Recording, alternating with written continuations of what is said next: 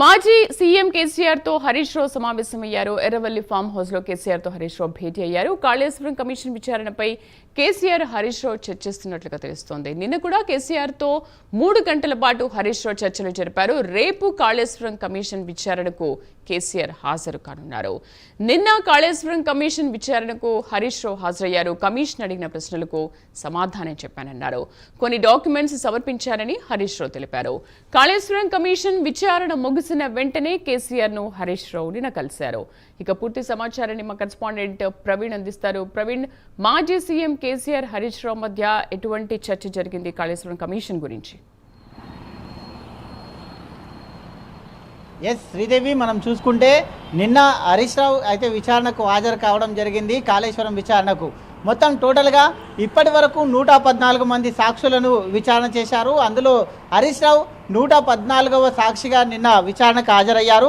అదే క్రమం లోపల చూసుకుంటే అయితే 113వ సాక్షిగా ఈటల రాజేందర్ కూడా మొన్న 6వ తేదీన అయితే కమిషన్ ముందుకు హాజరైన నేపథ్యంలో అయితే ఈటల రాజేందర్ యొక్క విచారణ మొత్తం టోటల్గా 45 నిమిషాల పాటు కొనసాగింది. 45 నిమిషాల పాటు 19 ప్రశ్నలను కూడా ఈటల రాజేందర్కు కమిషన్ అడగడం జరిగింది. ఆ యొక్క ప్రశ్నలకు అన్నింటి కూడా ఆ డాక్యుమెంట్తో సహా లీగల్ టీంతో వచ్చేసి వివరణ ఇచ్చిన నేపథ్యంలో అయితే ఇది మొత్తం టోటల్గా ఫినాన్స్ డిపార్ట్మెంట్కి సంబంధించింది కాదు, ఈ యొక్క ఇరిగేషన్ శాఖకు సంబంధం ఉంటుంది అంటూ కూడా ఈటల రాజేందర్ చెప్పిన నేపథ్యంలో అయితే హరీష్ రావు యొక్క ఏదైతే రికార్డు ఉంటుందో హరీష్ రావు రికార్డు ఆ యొక్క వాంగ్మూలం కీలకంగా మారింది. ఈ నేపథ్యంలో మొత్తం టోటల్గా కూడా హరీష్ రావు నిన్న హాజరైన నేపథ్యంలో హరీష్ రావుని కూడా సుమారుగా గంట పాటు విచారణ జరిపారు. మొత్తం టోటల్గా 20 క్వశ్చన్లు హరీష్ రావుకు సంధించడం జరిగింది. అయితే అన్ని క్వశ్చన్లకు కూడా డాక్యుమెంట్తో సహా లీగల్ టీంతో దానికి సంబంధిత అధికారుల సమక్షం లోపల అయితే భారీ ఎత్తున అయితే అక్కడ అటెండ్ కావడం జరిగింది. అదేవిధంగా హరీష్ రావు విచారణకు హాజరవుతున్న నేపథ్యంలో భారీ ఎత్తున బీఆర్ఎస్ కార్యకర్తలు అయితే బీఆర్కే భవన్కు ర్యాలీగా వచ్చారు. అదేవిధంగా కాసేపు అక్కడ పోలీసులతోని ఏదైతే బీఆర్ఎస్ లీగల్ టీం ఉంటుందో ఆ యొక్క లీగల్ టీంతో కొద్దిగా వాగ్వాదం కూడా చోటు చేసుకుంది. ఈ నేపథ్యంలో మొత్తం టోటల్గా హరీష్ రావు ప్రతిదీ కూడా అక్కడ డాక్యుమెంట్ రూపంలో అయితే కమిషన్ ముందు ఉంచడం జరిగింది.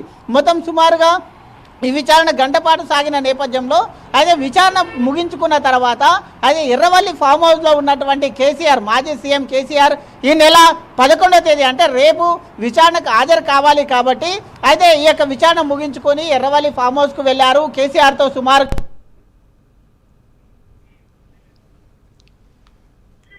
మొత్తం టోటల్గా కూడా అయితే మాట్లాడడం జరిగిన తర్వాత అదంతా అయితే ఈ యొక్క క్రమం లోపల చూసుకుంటే అయితే హరీష్ రావుని కూడా హరీష్ రావుతో అయితే మాట్లాడడం జరిగింది. మాట్లాడిన పిమ్మట ఎలాంటి క్వశ్చన్లు అడిగారు, టెక్నికల్ గా ఎలాంటి క్వశ్చన్లు అడిగారు, ఏ విధంగా ఆన్సర్ చెప్పారు, దానికి సంబంధిత డాక్యుమెంట్స్ ఎలా నిరూపించారు, ఈ కోణం లోపల మొత్తం టోటల్ గా అయితే హరీష్ రావుతో తెలుసుకున్నారు.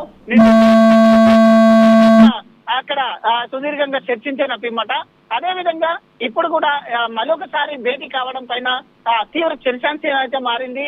రేపు ఉదయం 10:30 గంటలకు ఇక బీఆర్ఎస్ భవన్ నుండి అయితే కేసీఆర్ ఇక్కడ నుండి రాబోయిన సమక్షంలో మొత్తం టోటల్ గా లీగల్ టీం ఆధ్వర్యంలో అక్కడికైతే వెళ్ళనున్నారు. అయితే మెయిన్ గా హరీష్ రావుకు అడిగినటువంటి కొన్ని క్వశ్చన్స్ ఏవైతే ఉన్నాయో ఆ క్వశ్చన్స్ గిట అడిగే విధంగా కూడా దానికి గిట ఆన్సర్స్ మొత్తం టోటల్ గా దానికి సంబంధించిన అధికారులు కావచ్చు, లీగల్ టీమ్ తో కావచ్చు అప్రోచ్ అయ్యారు. పలుమార్లు ఈ యొక్క కాళేశ్వరం విచారణ నోటీసులు వచ్చినప్పటి నుండి పలుమార్లు కూడా అయితే ఈ యొక్క హరీష్ రావుతో భేటీ కూడా అయితే జరగడం జరిగింది.